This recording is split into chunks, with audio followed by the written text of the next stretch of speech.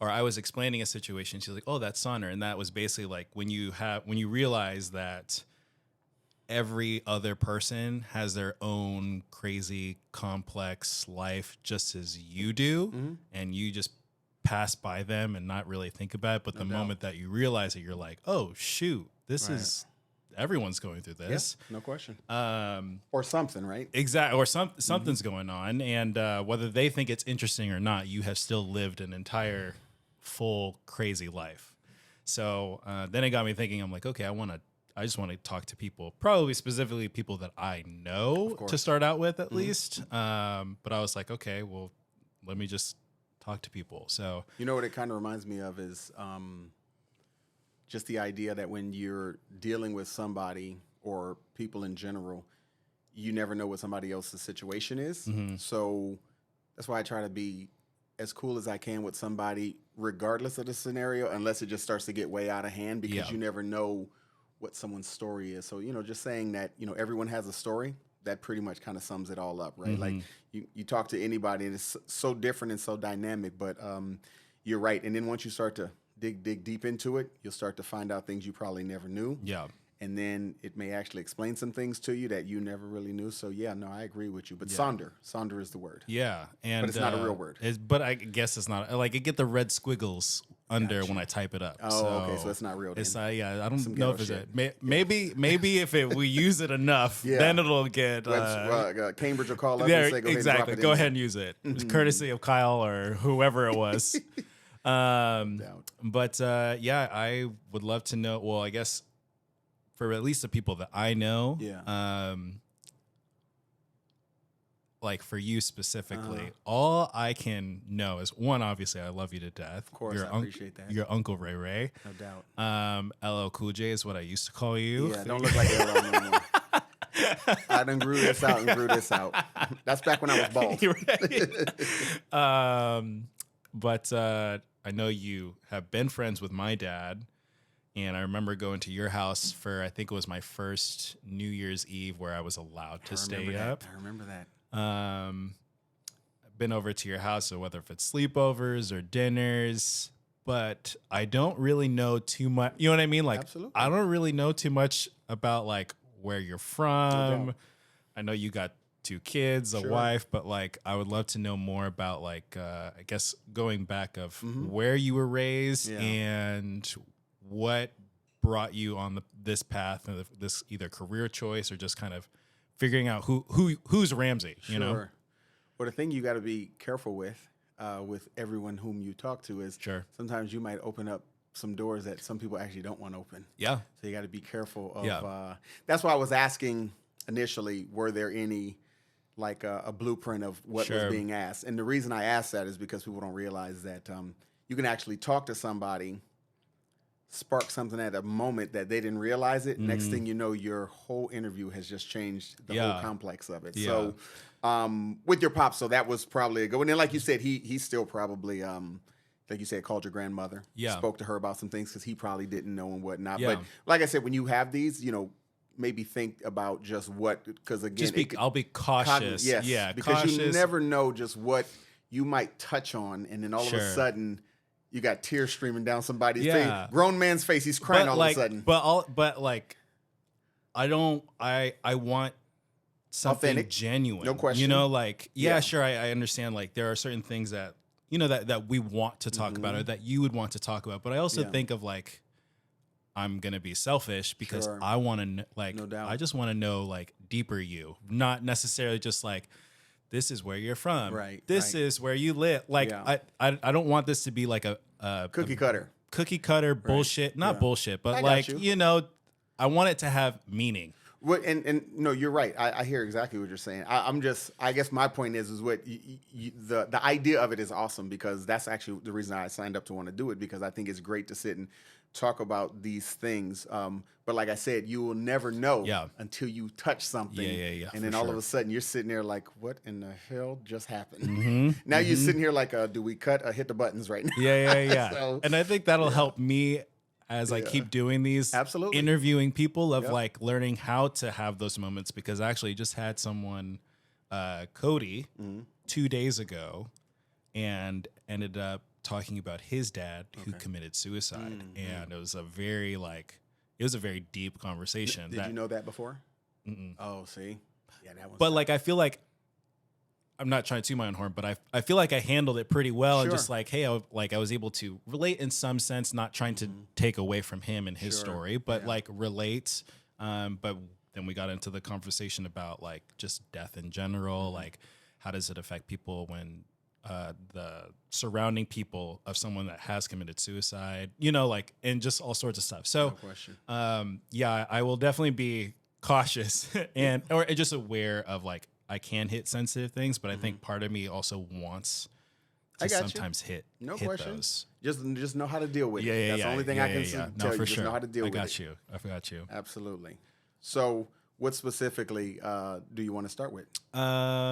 Let's see where, I guess, like, as far as memories go, I think you can correct me if I'm wrong, is most people start to remember more of like their characteristic, what they're kind of good at and what they like to do consistently in like the elementary school ish range. So maybe get some context of where are you in elementary school, parent situation, sports. That I know sports is a huge thing for you. So, So, yeah, so it's probably going to be all over the place. Sure. So, it's all good.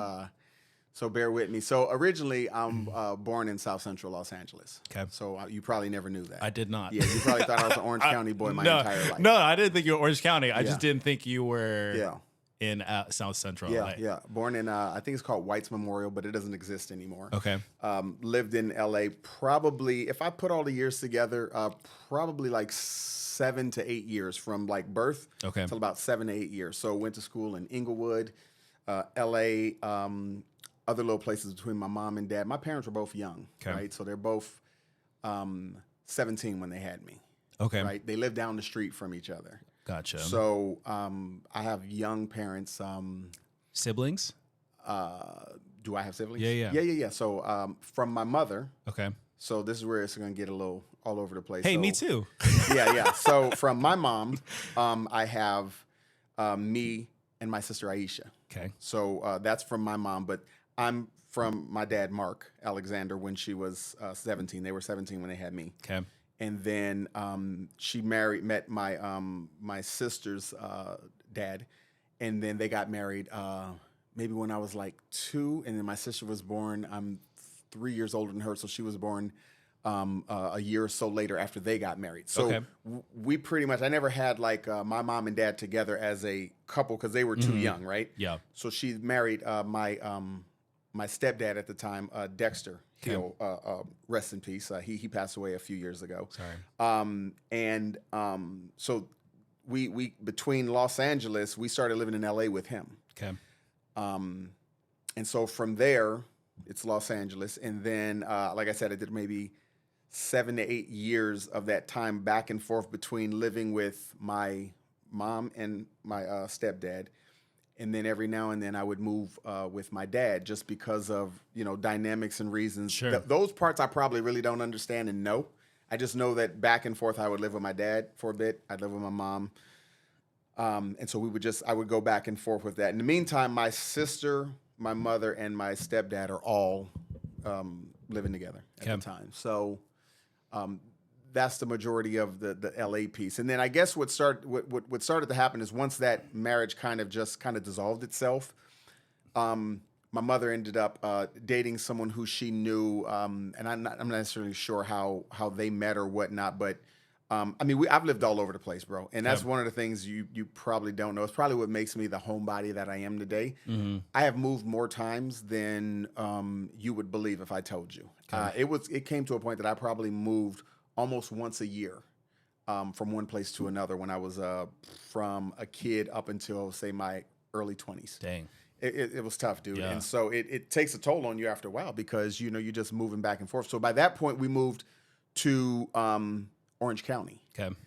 And our first place in Orange County, I take that back. With my stepdad, we moved to Garden Grove originally. We had a Dexter? Yes. Okay. We had a off of Bristol, In Santa Ana? In the 22? Yes. Yeah. If you go south on Bristol, I forget the name of the street, but where there's a Jack in the Box, we used to live right over there when I was a little kid. Okay. Mm-hmm. A little kid, used to live over there for a little bit. That was the first time we had moved to Orange County. Okay. But then we moved back to L.A. Oh, There was a lot of back and forth. I see. So Okay. then we went back to L.A. After that, then my mom and Dexter, I guess, you know, their relationship dissolved, and then my mom met another dude. I want to say I think it was Reginald, and then we moved together in Orange County. That's when I first got to Tustin. Okay. Or was it Santa? This is where it gets. No, I take that back. We moved to Santa Ana first. Okay. 17th and Ross Street. Okay. And all the homeboys who see this, they already know where I'm talking about. Directly across the street from Willard. I lived right there. Okay. Went to school right down Washington there, and so lived there for a bit. And then once we went from there, we again just more dynamics. Moved back to LA again. Okay. Now my mom and Reg kind of broke it off, but then we go back to LA, and then we come back to Tustin, and that's where we moved to Tustin again from there. And I pretty much stayed in Tustin from that point on. Mm-hmm. We just moved in different places in Tustin, but lived in Tustin. So the nucleus had at that point became Tustin. Yeah, okay, I got About you. fifth grade. Okay. Fifth grade on so you're through like 12. 10. Yeah, roughly. Yeah. Fifth grade through high school, all Tustin. And then even after when my mom, when I left to go to school, she's still there. So we stayed in Tustin for quite some time. And so for the most part, a lot of back and forth between Orange County and Los Angeles. So then you ask about where my parents come from. So my mother's side of the family is from Louisiana. Okay. So my granny, who's deceased, and my biological grandfather, who actually passed before I was born. So I never met him. That's my mom's dad. Oh, wow. Yeah, so I've never met him. His shoot. name was Warren Lasan. Do you know what he passed from? Like if it was like a genetic thing or an accident? I think, if I'm correct, I want to say I think it was suicide. Okay. I think I heard my mother say that before. I think. I'm not 100%, so I have to check into that. But I want to say I think it might have been suicide. Mm-hmm. But my grandmother then remarried after. Okay. My grandfather, Manuel, that's the only grandfather I knew, although he wasn't technically my biological. He's the only one I've known growing up my entire life. Dexter's. No, this is my mom's side. Oh, okay, gotcha. Yes, this is my mom's side. So that was my grandfather. Manuel was his name. Manuel, okay. Yeah, so I grew up with him as my only grandfather that I knew with my grandmother. My grandmother passed away right before Xavier was born, so almost 20 years ago. Oh, wow. And then my grandfather, Emmanuel, passed away. Emma was probably about 4 or 5 years old when he passed away. So now my mother just occupies that home that they both grew up in. So that's my mother's side. My dad's side is from College Park, Georgia. Okay. Yeah. My father is he is one of what was 11. There's only 10 now. He's one of 11. He's the baby boy of 11. Dang. Yeah. You always trip. How did these people do it back then? That's what's crazy. Yeah. But they probably didn't need as much. It's just everybody didn't have health insurance. That was the scary part, right? I couldn't imagine Isn't that paying something? for daycare. No. Each sibling is watching the other. That's your daycare. There is no daycare center. College Park, Georgia. My grandmother is Nana, who is Emma Alexander, which is also my daughter's name. Gotcha. Yeah. Okay. And then, so I named her after my grandmother. And then my grandfather was Hezro Alexander. Hezro. That's a cool name. You got to be a G to have that name. I was like, that's kind of. Yeah, I've never heard that before. No, that's sick. Yeah, you gotta be different to have the name Hezro. So he had obviously the 11 with my grandmother, and then my nana. I want to say, I don't know the exact year. It's got to be at least 7, 8 years now, maybe 8 or 9 years. She's been passed away now. Okay. My grandfather passed away when I was a kid. I remember we used to go to his house when I was a kid. Probably I was maybe 10 or 11 maybe when he died. I'm not 100% sure. Yeah. But I remember hanging out at his house a lot when we were kids. What's a memory that you have of your grandpa? That he had a lot of kids. It's just, What's a fun one? it's funny. I just remember he used to sit on his porch out in front of his house. And he was married at that time to somebody different. Okay. So he wasn't married to my grandmother anymore. Gotcha. I just remember going to his house. He had a wife, and she seemed nice. But I remember spending the night over there with him a couple times with some of my other cousins. I got like tons of cousins, but like 45 of them. Whew. I'm telling you. But honestly, I just remember. I think the one thing I do remember about him, which is not a lot because I was young. I think I just remember when he passed away because I think we were at the hospital with him, and I think I remember laying like on his stomach when I knew he was going to pass away. I think that's the last thing that I could really remember about him. As far as like any real memories, I mean, I don't really have too many that I can pull from. My grandmother is different. My Nana, I mean, we grew up with her, and she was always staying with whether she was with this aunt, this uncle, my dad, or wherever. So I would see her quite often throughout her entire life. Nice. And like I said, she passed away probably 8 years ago. So I was still in my late 30s. So when, we see her. You got a good time with her. Oh, yeah, absolutely. And then ironically, I have a third grandmother, even though you technically don't really have one biologically, which is Dexter's mother. Okay. Who accepted me as a grandson. As her grandson the minute so I was the first grandson out of all of her grandchildren, the one who came on, but I was 2 when I showed up. I see. And she took me as her grandbaby. And let me tell you the crazy part. Her name was Mary Hill is her name. But here's the crazy part. Mary Hill knew Emma Bussey. Really? They're both from College Park, Georgia. What? So they knew each other back in College Park, Georgia. So my mom gets to talking to them one day and starts asking, where are your people from? She's like, and she says, College Park. I'm from College Park. Finds out that my grandmama, Mary Hill, one of her sisters was close with my Nana's younger sister. They were actually good friends. They used to hang out together. And my Nana's uncle, I think, had a convenience store there, and everyone went to that convenience store, so they knew each other. So the convenience store was the spot to. Bro, it was crazy when I found out that they had a connection with one another. How old are you when the connection was found? I think my mom told me. Actually, I think she just told me a couple weeks ago. I think I was young. Okay. Like they happened to be talking to my mother. I think about where are you Gotcha. from or where are your people from, and when she said College Park, Georgia, that It just connected. opened Yeah, the yeah, world yeah. up. Like, wait, we're from College Yeah. Park. So, anyways, for the most part, that's the parent situation. Okay. My dad was actually in the picture. Okay. So my father was actually in the picture, but he was just young.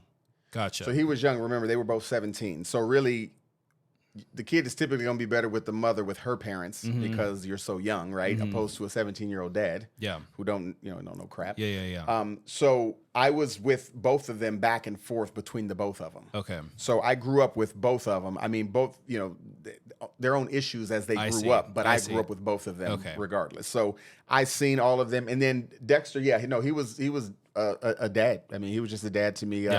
It's funny because you sit and think about it. It's like, you kind of think to yourself, you look and think to yourself, it makes more sense for a young man, or what is it, how does it affect what your outcome is today? Because, not potentially having a father in the house, I'm not necessarily sure that's always the best scenario. And I think statistics probably say it's not. But no, he was a father figure and a good guy. Like I said, I drive by places every now and then, and I think about, I look right where we live. Like I'll be in Inglewood driving by, I'll be like, there's my old bedroom. Just craziness. Dang. So yeah. So that's that regards to them. As far as you said, elementary, like the fondest things. I mean, for me, I was always a popular dude. Some of us just have that popular quality. You just got it. Some of us just have that popular quality. I was a good student, but I wasn't like, wasn't nobody asking me to, can you lead this group in this study session? No. So I was a good kid until I decided to become a smart ass about 5th grade. I was a little smart ass. would get myself in trouble quite often. But like I said, between Los Angeles, Orange County, I went to so many different elementary schools until I got to Tustin, and literally stayed from Tustin 5th grade all the way through 10th grade. I went to the same elementary school, junior high school, and high school from there. But in that same time, I probably moved 6 or 7 times throughout that time frame. Dang. Yeah, it's crazy, man. That's But insane. sports was a big deal, Yeah. obviously, if you can imagine. Yeah. It was a huge deal for me. And when I realized I was, when I was good at it, that's when the world kind of just opened up differently.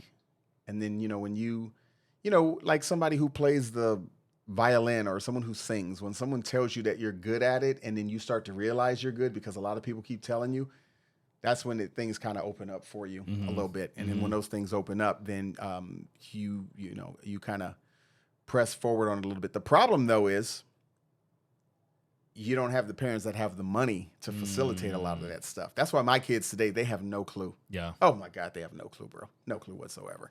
I mean, just to sit and think that I would have to work off my fees in order to participate in a sport. I'd have to work those fees off. Yeah. Like for football, when I was at football, I don't have $150 or $200 for the football fee that, okay, well, you'll be helping build tables for our meetings. I built the tables. Now I don't care if they wobbly afterwards. Like, look, I didn't say I could. I didn't say I could build them. I didn't say I can build them. But if that's what I got to do, I got to do it. And so that's what I end up doing. Yeah. The funny thing is, you do realize that I did have a lot of people that helped along the way. Helped my mom with stuff. Gave her money so I could do this or do that or pay this for me or So who are some people that you recognized later that you were like, oh. They helped out a lot. I think my mom's. Here's the thing. I really can't tell you because I think some of it kind of stayed anonymous, and sometimes, and you'll find this out, especially as you get older. Well, maybe not. Your situation's a lot better than my parents was back in the day. Like sometimes they would do things and take the credit for it, even though they don't want you to know that it was done by somebody else. Gotcha. And it's usually that person doesn't want them to know either. They want them to think the parent did it. So, when I know that things, because I knew how tough things could be at certain points, we were kind of check to check people. So when you check to check, bro, asking for anything outside that, this check actually has a receipt already written for it. Yeah, so you cannot just... I haven't even gotten it yet, but that's for rent. Absolutely. So you can't just start, trying to ask for these other things. So... But the other thing is I wasn't afraid to, at that age, though, I just wasn't afraid to do whatever I needed to do in order to, like, if I needed to work off something to do something or be able to give me a little bit of money to do this, then I would just do it because, I just knew. The hustle came kind of naturally. Yeah. Well, my parents are hustlers. Yeah. So, my parents are hustlers. So when it's in your veins, that's the bottom line. I just hustle differently now. You know what I'm saying? But yeah, absolutely. So what sports? I'm assuming is it football? Is that the one that was like took off, or what sports is what like anything, clicked? bro? Anything. Yeah. Right? As a kid, it was anything. Track. Didn't play baseball, although I should have. That's one regret. Even though it's not a huge regret, it's just I wish it I just did. kind of completes kind of everything that you know already. I just kind of wish I would have played, regardless whether I was good or not. I'm sure I would have been a decent player, but just never played.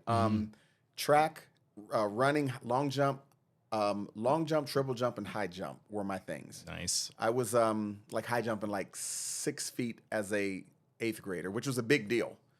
That's a huge deal. That was a big. Well, I was dunking when I was in 7th grade. Oh, so yeah, when that. Damn. Yeah, so when you can do that, you kind of make a name for yourself. So everybody's kind of getting ready for you to come to high school. NFL, NBA, where are you going? Yeah. But and then triple jump I did really good at. I would have done it longer, but the problem is, it takes a toll on your knees. That impact does take a toll on your knees. So it's interesting how some people can do it longer than others, and the impact just depending on how your knees react to it. But I used to love track. I used to sprint. I was fast. Jump high. Did you do hurdles? Because you did a lot of jumping. I never did really hurt. I tried it, but it just never really. It didn't click? Nah, it never really clicked. I did do volleyball, though. That's I did my volleyball. that would be my regret. Yeah, is I did it. I didn't realize that until college. Yeah. It was an open gym, and I was like, Yeah. I asked my dad, I was like, why didn't you ever show me this damn sport? Well, the problem is us as black dads don't usually think about it. It involves jumping. Yeah, but you just never would have thought. The problem with volleyball is like any other sport that you have to deal with. Basketball, you don't need nobody to play with to start, right? True. So you can You just literally by yourself get a hooping. basketball and Yeah, you yeah, can yeah. dream there's 8 people out on that court with you and you can just go to moving. work. Yeah. Volleyball, baseball, and everything else, you have to have somebody Yeah, out yeah. on those. That's true. So That's that's why I think it becomes easy from a basketball perspective just for anyone to step out and play basketball. And then football actually didn't really, I wouldn't say came naturally. It was just a matter of, I went out for it my freshman year at Tustin. I went out for it my freshman year. Was good at it. They even tried to play me at quarterback so I could sneak the ball and run with it. But I'm like, Coach, I think they realize every time the white quarterback comes out throwing it and the black guy comes in to run it, they just know that I'm running. I'm running. So, but I played wide receiver and safety there. And so Nice. we would, it worked out pretty well for us. And then my sophomore year, I didn't play because at that time I did basketball, football, and track my freshman year in high school. Okay. I did basketball, football, and high jump. Okay. And Sophomore, you just decided to take a break from one? no, and my sophomore year, I did only high jump and basketball. Okay. Didn't play football just Okay. because I didn't think I just wasn't really feeling it. It wasn't, the fire wasn't there for that Yeah, one. it really wasn't. And it's not that I didn't think I would go back. It's just it wasn't that big of a deal. And then I'll never forget, I'm walking home across the field. You know the field in the Tustin field on San Juan? Uh-huh. I'm walking across the field from track practice, and all the varsity players are huddled up on the coach, and they got to take a knee as the coach talks to them.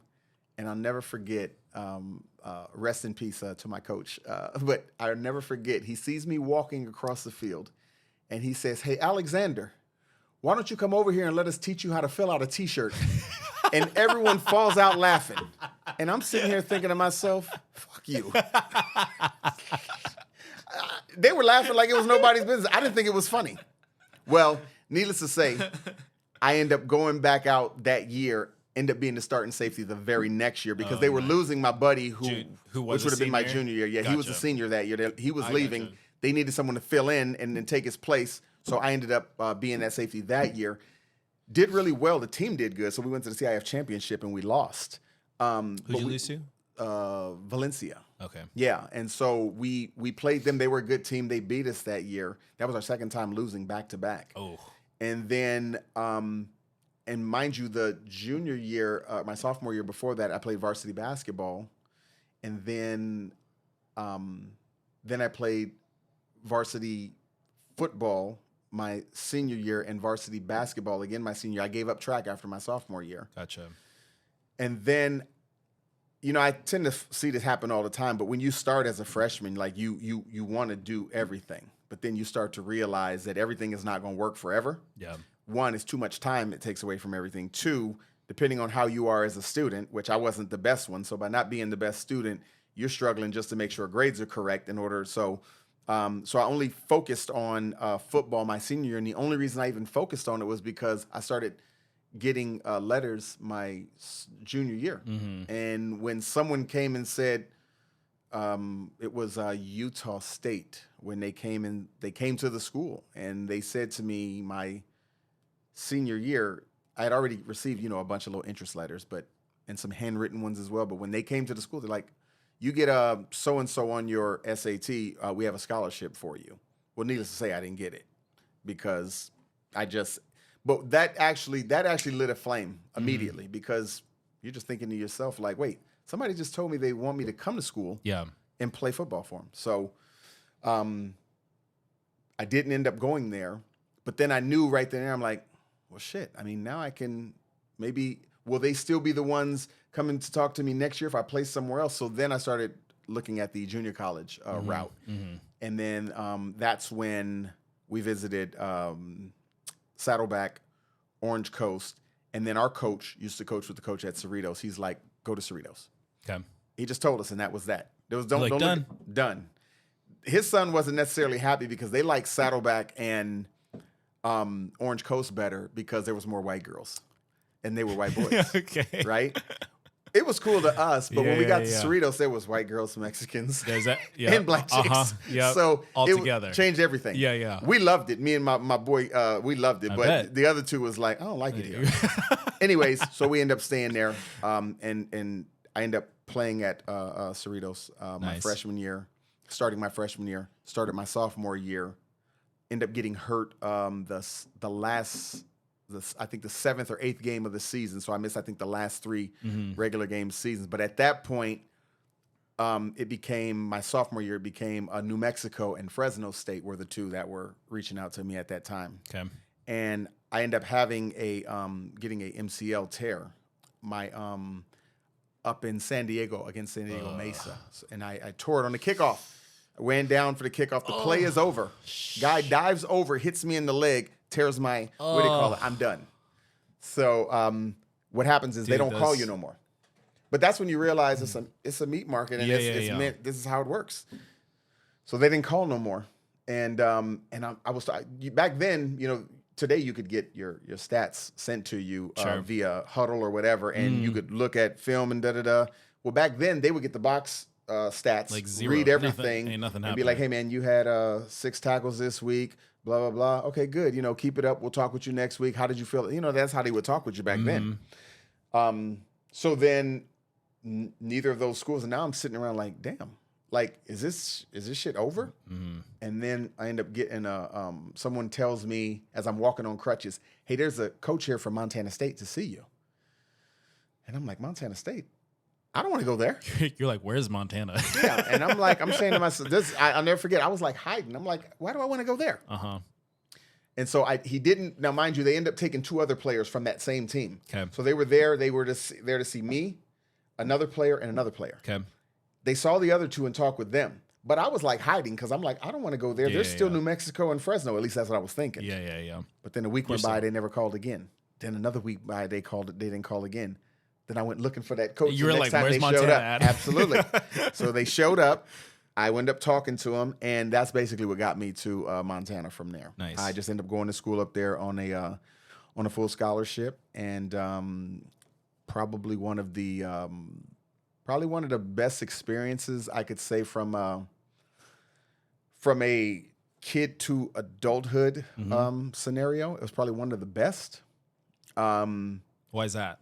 Just because, you know, my grandmother used to always tell me, you know, if you can imagine just the metaphor, son, you're going to go to Montana, you're going to be a fly in buttermilk, if you can imagine. So I'm black and a bunch of white people around me. I'm going to be a fly in buttermilk, right? Yeah. And so I didn't understand it until I was like, well, Until you get there. I understood it. When I got there, it was cold as shit.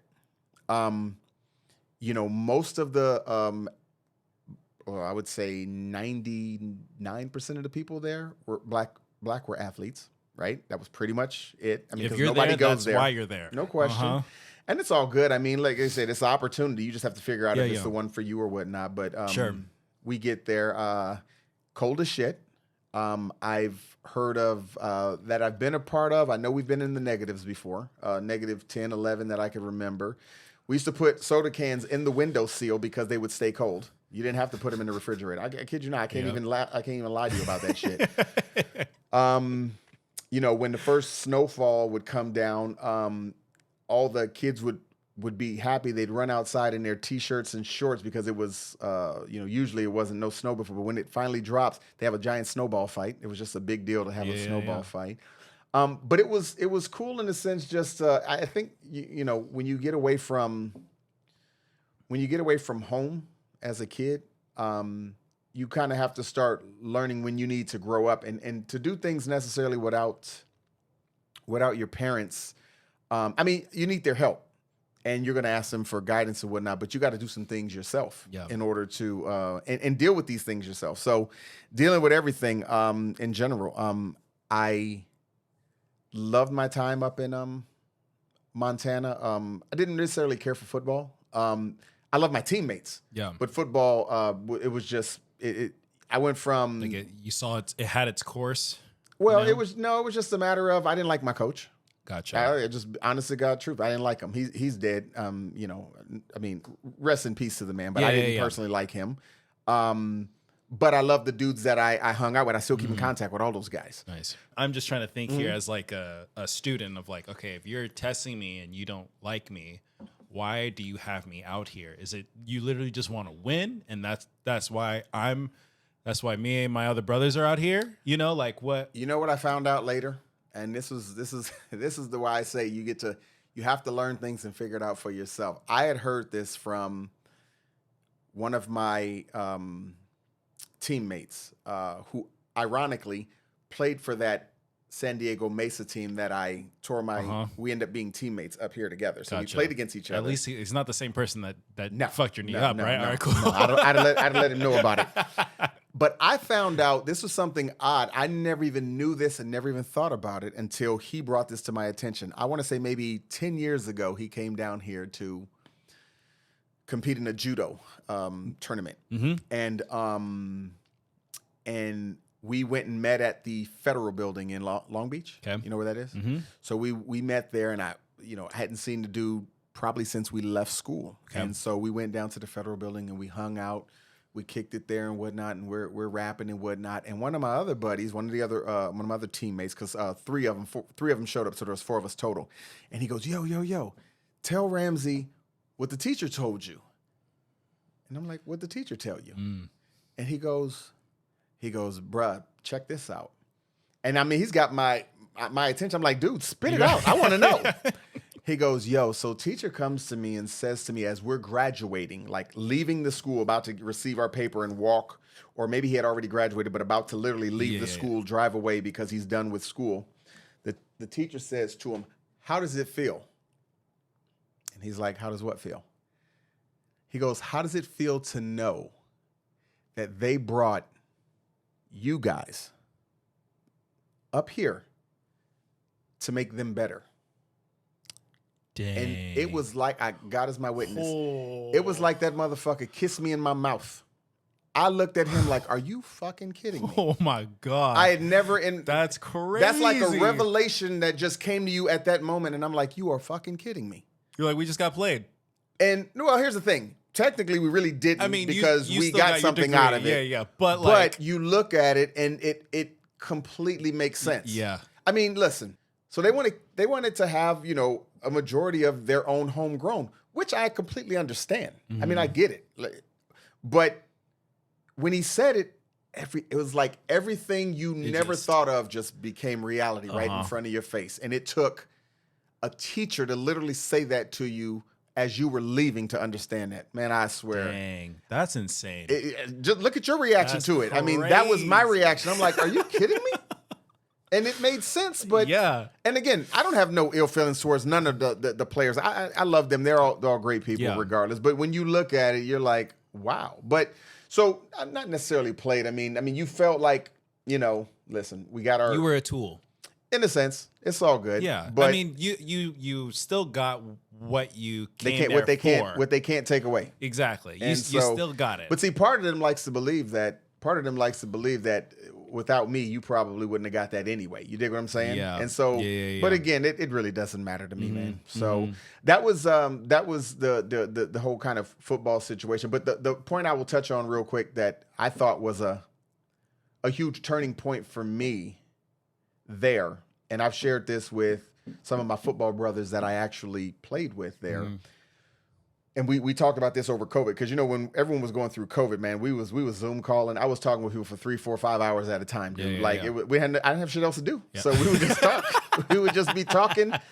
And so one of my I told my buddies how I learned at that particular point in time how to. I actually grew up, and this was my grow up moment. And what I mean by that is, so after my first year of being there, when someone recruits you to come there, they're recruiting you to come there to play. And so when you get there and you're not playing as much as you would have anticipated, it's one thing to sit in my living room and tell me this is what we plan on doing with you. And then by the time you get there, none of these things are happening. Yeah. So I'm pissed. Most people, and I would say most people will feel that way, especially if you're a black athlete from wherever you're from and you come to this place and all of a sudden you're now not a part of something that you were told you'd be a part of. So I think it's a normal feeling in that particular situation. But I'm not playing as much as I want to. I'm frustrated as hell. I'm not even going to class at one point. I'm like at a D average because I'm just pissed off. Yeah. I'm frustrated. I want to go home. I don't want to go. This was my wake up moment. So what happens is when you start to say something enough, at some point after you saying something so many times, you have to have a moment where you actually hear yourself. And so opposed to just keep saying it, you actually hear yourself saying it. You know what I mean? And I heard myself say this one too many times. And I sat and thought to myself, okay, if I do go home, Then what? I don't, well, then what is definitely the question. But then how do I transfer somewhere else to play? I have no idea how to do that. Usually the school has to let you go in order to go. I don't know how to do that. Then I thought to myself, but wait a minute. I know a bunch of dudes that I played football with or basketball who literally never finished school, back at home, wearing a tank top, living with their mama. And every time I see them, they want to talk about who they played against. And then you don't want to listen to those dudes talk. And I'm like, I don't want to be that dude. That's when I knew right then and there, I don't want to be that dude. Yeah. That was my driving factor right there. So I stayed. When I knew I wanted to leave, I stayed. Stayed the entire summer. Lifted, conditioned. Me and a few of my buddies, I was in the best shape I could be in, running as fast as I could. Coach comes to me and tells me, I don't know what it is you're doing, but keep it up. You're looking like an animal out here. I said, listen, last year was last year. I just want to play. It's my last year. So we get there, get into the season, and the same thing happens. We go to Colorado State. I play a little at Colorado State. We go to Reno. I play against Reno. Decent game too. Mm-hmm. Then we get to a league game at home, and our starter gets his bell rung. So instead of having his backup go in, they move my backup to him, and now I'm not in the game now, and I don't get in the game. And at that point, I said, fuck it, I'm done. Yeah. But what happened is, during that time, I had to, before I went into that next year, they said, you can stay on scholarship, but we can't pay for you. You have to take out a loan. So this was my moment that I had to sit and think to myself, do I want to be here? Do I want to go through this? So this is the moment that I said, this is where I grew up. I went to each teacher that I had to go to. I had to get a 4.0 in 2 classes. I had to take 2 classes, 8 units worth, right? 4 units in one, 4 units in another. Yeah. Had to take them both and had to get an A, 4.0 in order to stay on scholarship. I could have said, no, forget it. It's more than I want to do. Or I could figure it out. So I went and talked to each teacher and let them know, listen, blah, blah, blah. This is what I need to do. I got to take out this loan. If there's anything extra credit, any before school that I need to do, any after class, and just let me know. Office hours, you Whatever. name it, I'll be there. Yeah. So I did it. That's what actually kept me on scholarship. And then I just finished the school year out. But that was like that moment for me where I had to grow up. And I think that was like the most pivotal moment that I always look at in my life, that I had to make a decision for myself without nobody helping me with this decision. I had to make it myself. Because the ultimate was, I can go back home and be doing the same shit that I hear all these other dudes do. And I just knew I just didn't. Because I knew when I went back home, it was either I go figure out where my dad is and go live with him. Yeah. Or I can go live with my mom back in a 1-bedroom apartment again. And I just didn't. So that's why, and we can transition after this, but my point with that is because I talk with a lot of kids and I've worked with a lot of kids who've been in either a basketball program or youth football or whatever it may be, but I always tell them, stop trying to worry about the name of the school and the dignity of that particular school you want to go to. Just go where you're going to play, because when it's all said and done, you're going to be more pissed off if you didn't play, regardless of where you went to school at. Don't matter. I went to USC, but I didn't play. Now you can have the degree. I mean, and I'm sure that USC degree looks better than anybody else's, but maybe USC is not a good example. But. May not be, but I'm just saying, I mean, you go to, any other school and, but the bottom line is, that's my whole thing, is just make sure to those kids. So, yeah. So, I mean, hopefully the school aspect that kind of gives you a good idea of from childhood to kind of the school piece. Yeah. Yeah. No, that's crazy. Yeah. So you were talking about like there's a moment when you realize like I kind of need to just make my own decision and I can't rely on somebody else to make it. I think I had like two kind of points. Was one in junior year. We were in Chicago, my high school year. Niqua. That's right. That's right. Yeah, I that's remember right. the name of the school. Niqua Valley Wildcats. Mm-hmm. But it was junior year there, and I was just tired of the cold. Yeah. I was sick of it, and I didn't want to be in. Were you playing football when you were there? No, I only played basketball. Okay. Basketball and track. Mm-hmm. And they do indoor track or outdoor? Both. Okay. But I was out there, and I was just like, I don't like it here. Yeah. Like it was a great cultural experience because it's obviously very different than the Irvine I was in before. Right. But I was tired of the cold. I wanted to go back home. I wanted to be at the beach, and I was like, California I gotta life. get out. I said, I gotta get out. Right. So I think I was getting like a 2.2 GPA at the time. Maybe I heard this story. Maybe even lower. And Dad comes up. He's like, "Hey, you get a 3.5. You can go live with Auntie in Anaheim and go back to school." And I got a 3.8. Trust me. I think at the end of that year, though, I was like, I didn't even know I was that smart. Like I didn't know I could do that. But like the fact that I knew what I wanted. Sure. And nothing could stop me from getting what I wanted. Like junior year, I still had fun at Niqua, but like the goal was always like, I'm getting my black ass out of here. Yeah. I'm getting my black ass out of here. Yeah. And I mean, I did it. And then the second aha moment of just learning how to just grow up was, I think it was probably right after we graduated college. Okay. Steph and I were part of Cal State Fullerton? Yeah. Steph and I were part of a cult. And wait, a cult? A cult. How the fuck did you become a part of a cult? Is that before a different discussion? This is different. This is we You mean like a real cult? Yeah. Well, we call it a cult. It was a Christian church. Sure. But it was some cultish shit going on. Oh yeah. Get out of here. Yeah. And like no parent or family member could convince us that we weren't a part of it.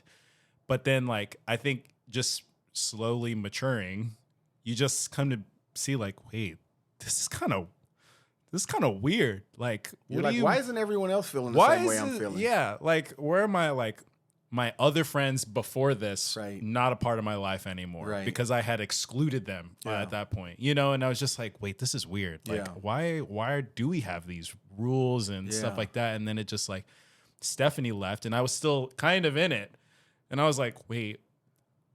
Nah, this is too much. And then I left. Is leaving literally just walking out and never coming back? It's no communication with anyone. After that? Yeah. So you just break all... You break all, which sucked because in college, like, that would be the time that I probably would have had, like, the best and consistent friendships. Sure. Like, your 3-hour conversation. Absolutely.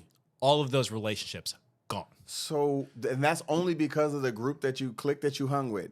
And because of that group, the group was also specific of don't talk, don't be friends with anyone that is not a part of us. See, you was like definitely in some cultish shit. Yeah. Because here's the thing, I mean, if you think about it, and I'll let you finish. I didn't mean to cut you off. No, you're good. If you think about it, I mean, that's literally the characteristics of some shit like that, right? It's to literally you not talk about anything, and then you have to start looking around at this shit and saying, you got to bring other people in to do this. Yeah, no, it was just it's like a multi-level marketing scheme. Yeah. MLMs, yeah, that's right. Absolutely.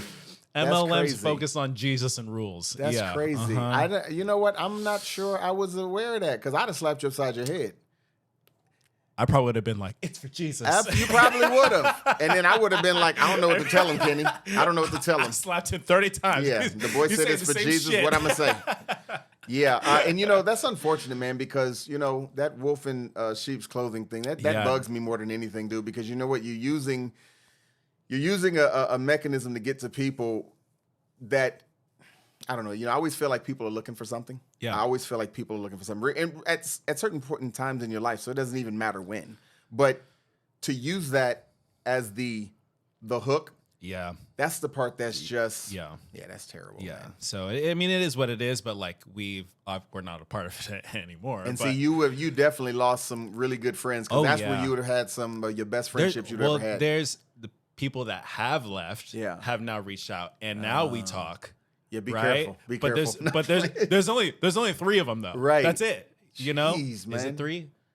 There's only 2 of them. You're the third one. Yeah, exactly. So that's crazy, I'm just man. like, I feel like I definitely missed out on a part of I'm pretty sure friendship I never life. knew of that, man. Yeah. That doesn't even sound like I knew about the when you were in Chicago, Illinois, and you wanted to come back. I knew about that whole story. As a matter of fact, your dad may have actually told that to me. Maybe when we were at his house, when I went up for the game, when Derek and I went up for the game, or was it the next time we were hanging? No, it's when I went. Hold on. I was in college. Yeah. when I joined. Yeah, no, but I didn't know about the other. I'm sure I didn't. Yeah, no, it was crazy. It was crazy. Yeah, it sounds crazy, bro. I mean, and again, you know, it you get drawn in it and you don't even realize what it is until it's too late because you've been brainwashed to believe something. Yeah, and then at that point, like you don't know what is right and what's wrong because everyone else is saying this and other people are saying and then this. part of it is to alienate you from everyone else. So by being alienated, that's the whole thing. Absolutely, because once you get alienated, you can't. You're sold out for Jesus. You know. Man, look, I'd have been in sock somebody. They'd be like, "This fool is violent."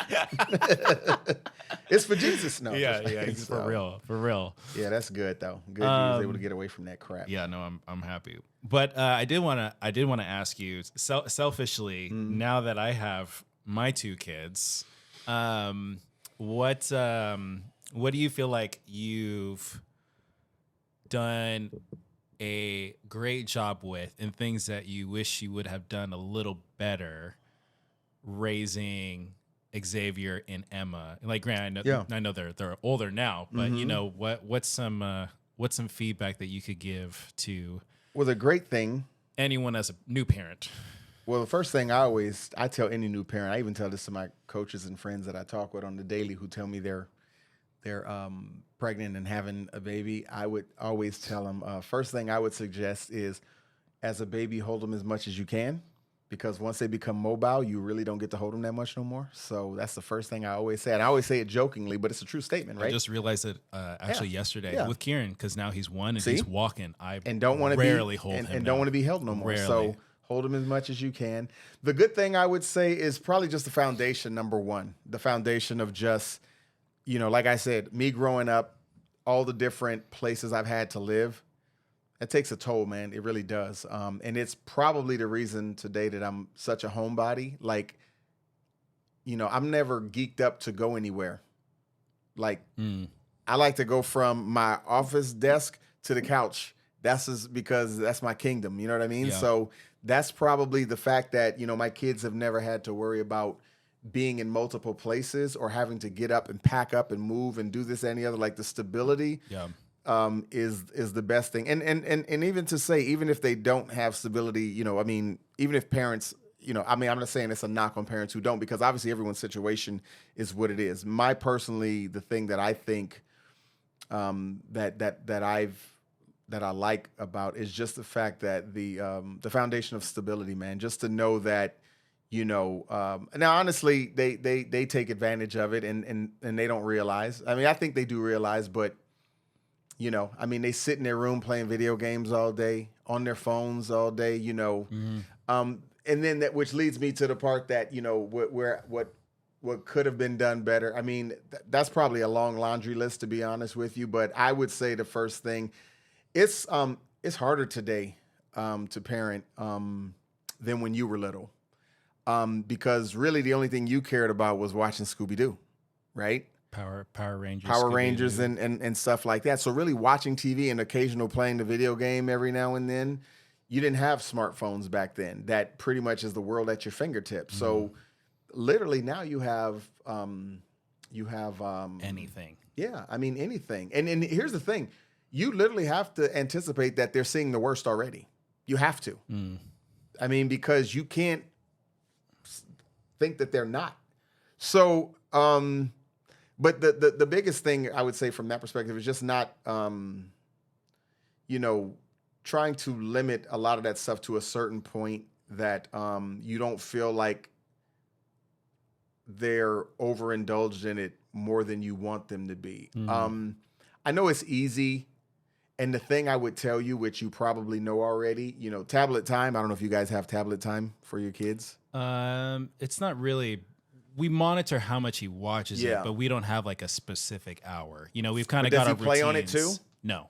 Because the playing on it part, I think there's one construction game. Yeah, but everything else is like a Disney show. Sure. Or I mean, Netflix the shows are fine because obviously it's TV stuff. But once they start learning how to flip, when the kid learns how to flip a phone, they're already wrapped into that. I mean, I ain't no psychologist, but I could tell you by the time they get to that point that they know how to flip and find things, you can't tell them they can't have a phone at that point because they already know how to navigate through one and they're anticipating one. So, well, Kieran will just grab my phone, and if the screen is on and it's on like Instagram or something, he already knows. 1 year old, he already knows to swipe. But do you see how hard it is? So it's harder in this day and age to try to raise a kid based on the fact that everything else is raising them at this point. So that would probably be the one thing, the drawback that just stands out. I can guarantee there's a whole bunch of others, but that's probably the one that I think about more often than not, how I could have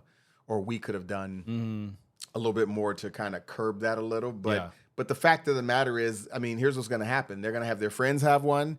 If they can't communicate with their friends the same way that they could communicate with other friends, etc., you're going to feel like they're going to make you feel as if they're not a part of something, and then that's the part that becomes tough. Yeah, because there's a couple entrepreneurs and other dads out there that I've listened to, and some of them have the take of like, you need to be really firm and really strict with it, and then others are like, they're going to be exposed to this for the rest of their life. Doesn't matter. Why are you going to limit it now? Yeah. You need to learn how to regulate, or you need to teach them of like what's appropriate and what's not.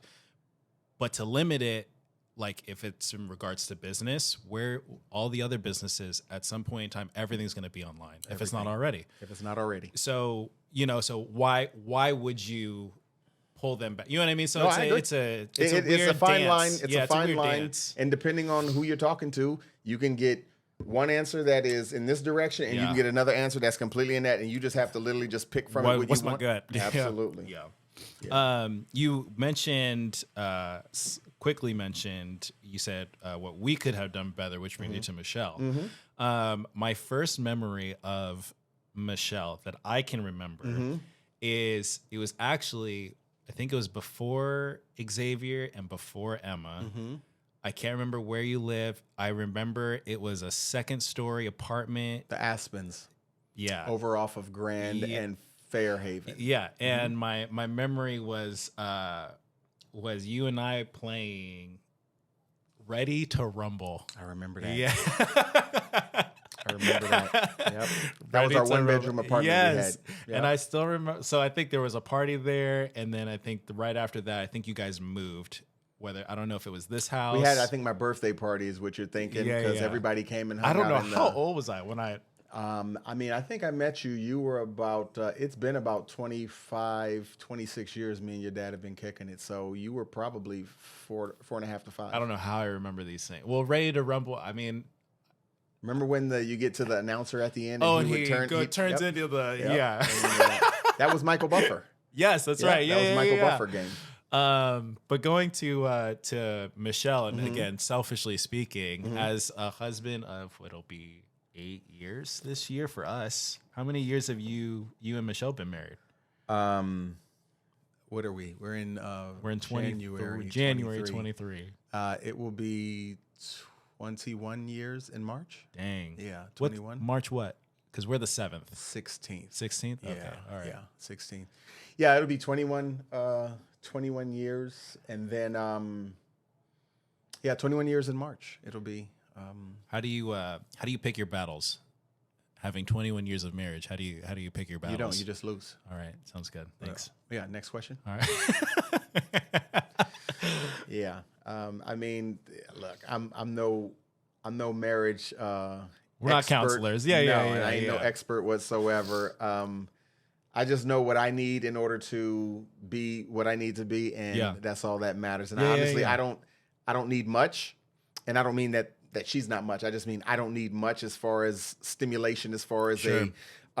you know, like anybody, you know what you would like or whatnot. But at the end of the day, I mean, you know, it's what it is, and I'm perfectly cool with it. So Nice. you can't get to 21 years if you're not completely happy in some way about it. I mean, you know, you can always figure out, like anything, man. You can always figure what could you do better, or what could we do better, or whatnot. But Yeah. for the most part, I mean, I mean, look, in this day and age, you know, marriage is, you know, about being civil. You know what I mean? Having some civility in your life, not just running around being you know, what do they call them? You know, Jezebel for women, or whatever it is for men, doing it. You know, just having you know, having a family, and just, you know, having some civility in the household and whatnot. And I mean, we've done just that. So it's been yeah.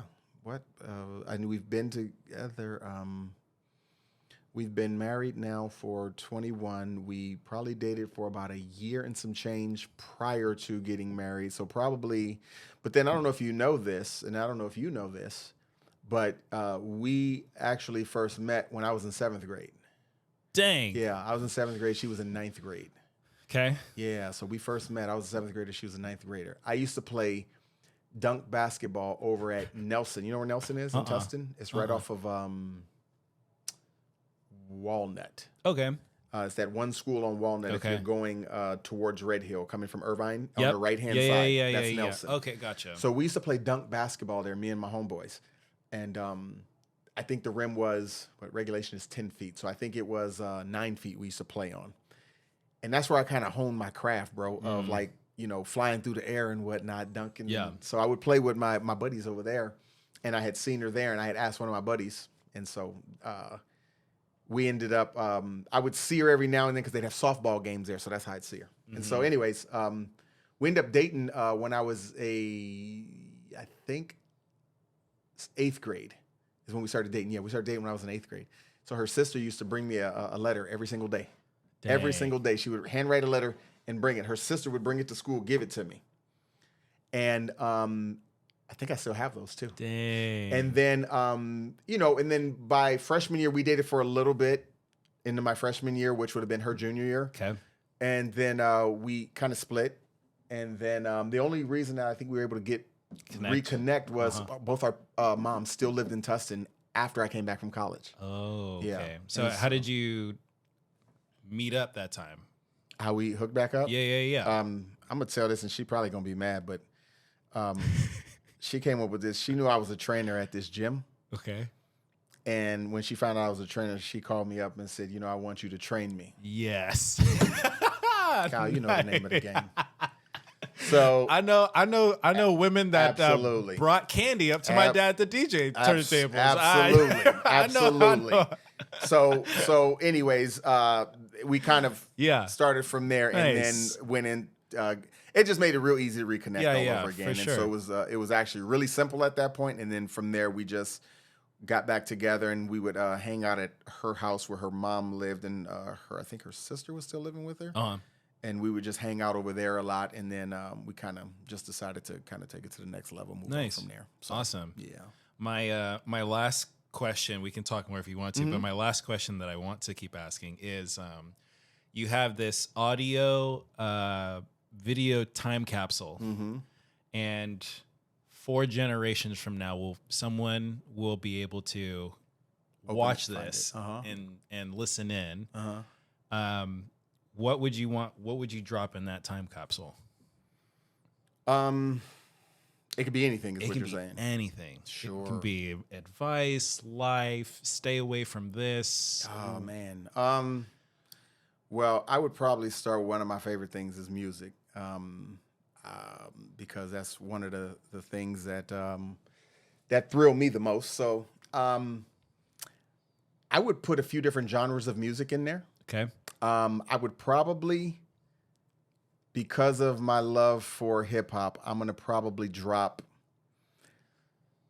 some real heat rocks and just leave them in there for them. I mean, and that's a lot of, obviously, Big Daddy Kane's first album. Nice. EPMD's first album. Those are ones that just kind of shook me up by the core. NWA Straight Outta Compton is probably the one that as a kid shook me to my core when I first heard it. My mom threw it in the trash. I went and got it. I went and got it out the trash and took it to a friend's house and left it there. I would, I'd have some hip hop in there, of course. Those being some, and there's a whole bunch more, but I would definitely start with some of those. I would then go to some 90s R&B because that was the time where the 90s R&B was just incredible. I'm definitely going to have Maxwell Urban Swingsuit. Is that his first album? Yeah, Okay. Maxwell, his first album. D'Angelo's Brown Sugar. God, I gotta have that one. Erykah Badu's first album, and then Jill Scott. Who is Jill Scott? Those 4 albums right there, brother. Oh, and Miseducation, Lauryn Hill. Okay. If you don't have those 5 albums right there, you don't know what the hell you're missing. I'm telling you right now. Those 5 albums right there. That's like your neo soul type of. Then I'm gonna go to my classic rock because I love classic rock. As a matter of fact, your sister and I have decided that "Dream On" by Aerosmith is one of the greatest songs ever. Which sister? Your youngest, The young Kayla. Yes, Okay. yes. She loves that song. Okay. I think I may have introduced her to that song, and she loves that song. Aerosmith is one of my favorites. You know what I would put in there would really changed my life that I love was MTV, bro. Although it's not the same as it is today because you can't find a video. There's no videos. Unless it's on YouTube. But when videos first came out, God is my Yeah. witness, my life changed. I would listen to the music that my mom and dad would play as a kid, and then I would literally watch it on TV, and that shit just blew my mind to watch videos. I mean, think about when Michael Jackson Thriller came on. Everyone would come outside, Thriller's coming on, and they'd run inside just to go watch it. I just watched Smooth Criminal 2 times last week just because I love the video. So definitely an MTV like show. Oh, Yo MTV Raps. Oh my God, I love that. I love Yo MTV Raps as a kid. My homeboy used to tape it. We go to his crib and watch it. Let me see. Oh man, advice. You know what?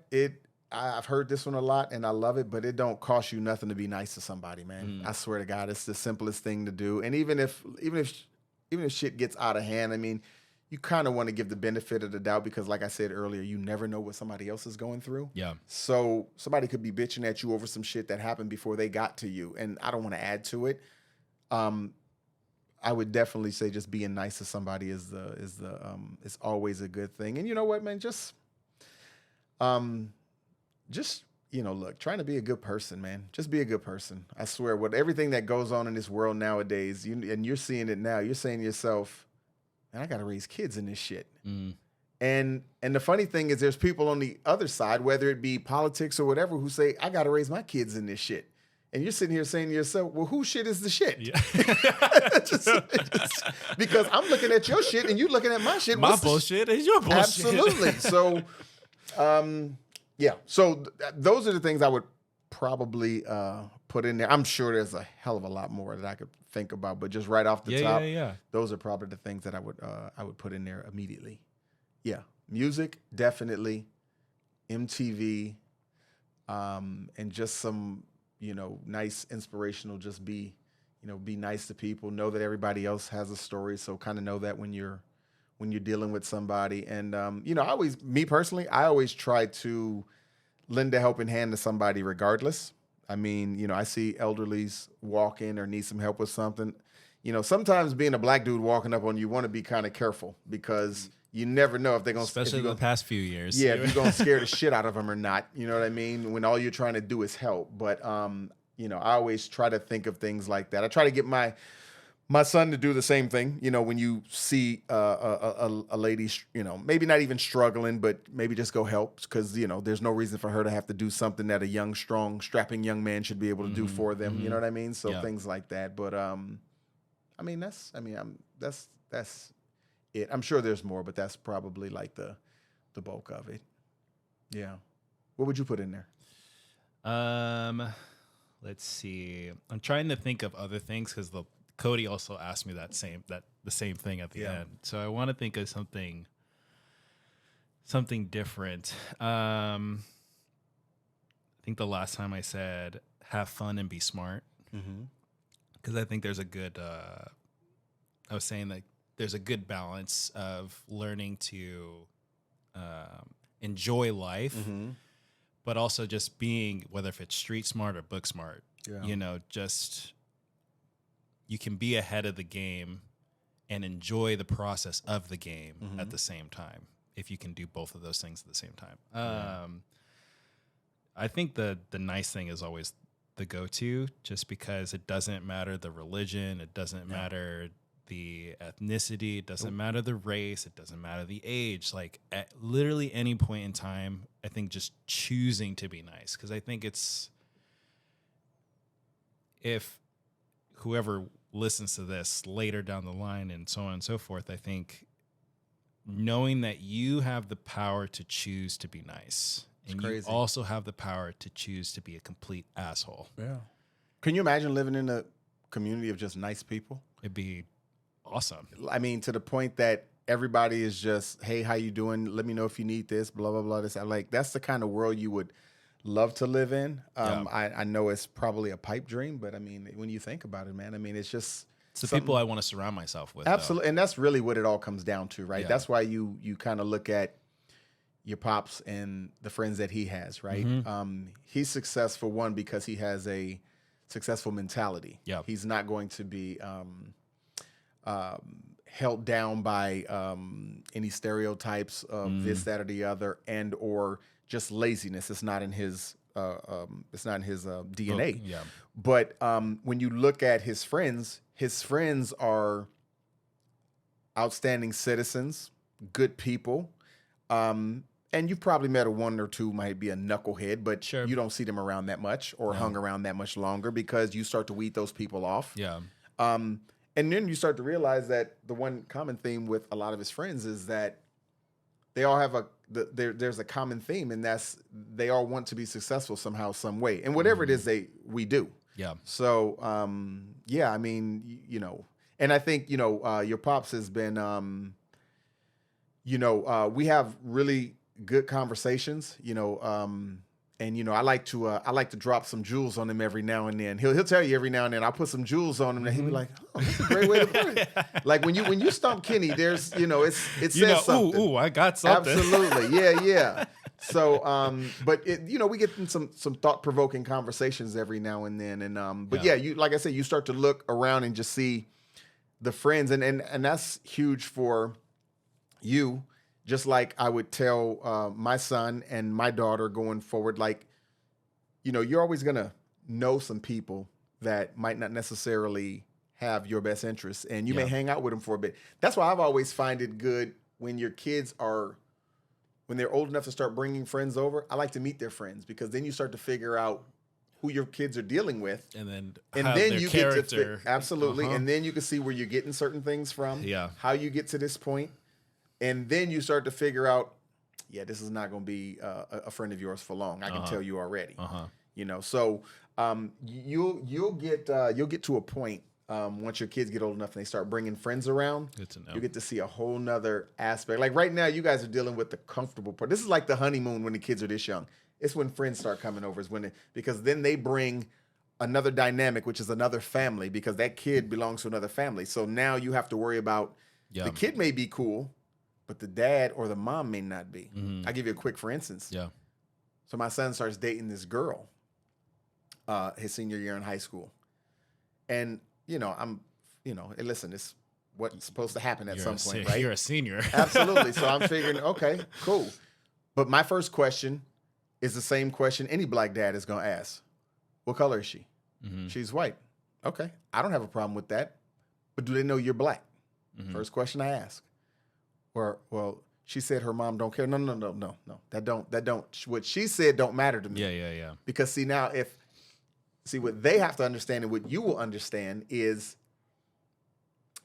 I haven't seen your youngest yet. Personally, I haven't seen him. He's darker than Kai. Okay. So what they're going to have to understand is, when you start dating, how's that person's father with you? How's that person's mother with you? Like she could say the mom is cool, which is fine. Usually moms will be a little bit more lenient, but if dad knows something, so I just want to know. And he's like, well, why is it a big deal? Because if he starts tripping, I'm going to start tripping. Yeah. That's why it's a big deal. Yeah. So you see what I'm saying? So when those dynamics start to come in, it kind of changes everything up a little bit. But yeah, man. So, but hey, on another note, I want to commend you for doing a great job as far as just being a dad. Thank you. It's I mean, it's a trip, man. I'm sitting here. I'm thinking about all the little milestones that we would go through together, as far as, like you said, coming over when the first New Year's you were able to stay up past 12. You celebrated at my house. The many birthday parties we've been to for you. I even remember Bowling alleys. absolutely, but I also remember when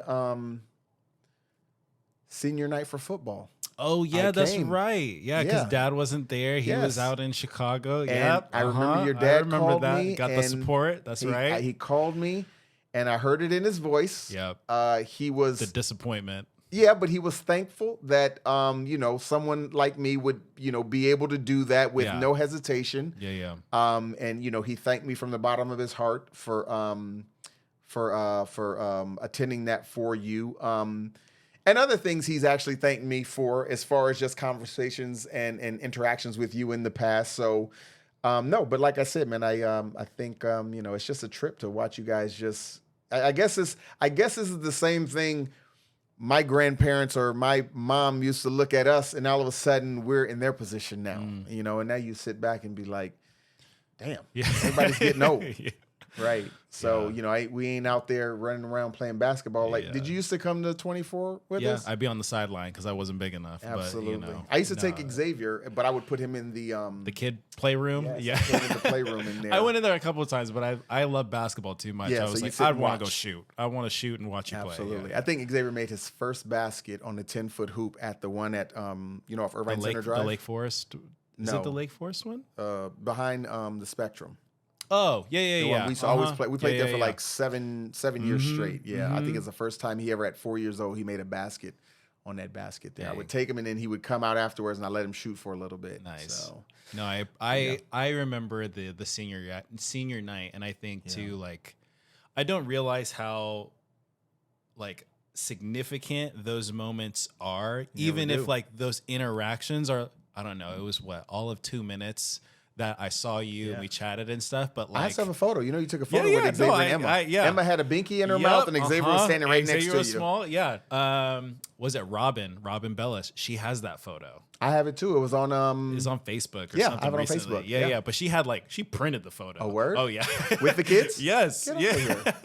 That's dope. No, but like you just, as a kid, you just don't realize even those like little moments of support make a world of a difference. And that's probably another thing when you say, what are the things that you've done, with the kids participating in all different kinds of sports, just being present for all of them.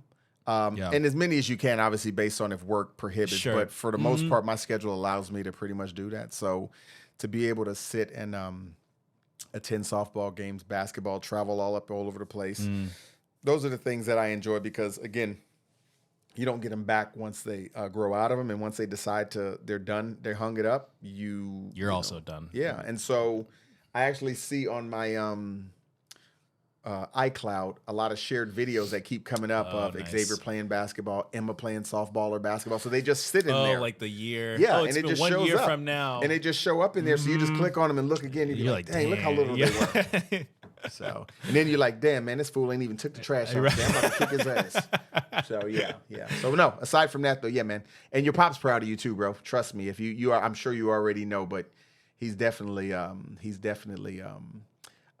happy about the young man you've grown up to. And then you know how Pops is, man. I mean, we call him, Kenny needs that syllabus. So, as long as that syllabus is there, he's going to lay everything down to you a certain way. I make fun of him all the time, but no, that's my Professor man. Jackson, for sure. Absolutely. Yeah. I got to get out to you guys' crib in Texas. I've never been there yet.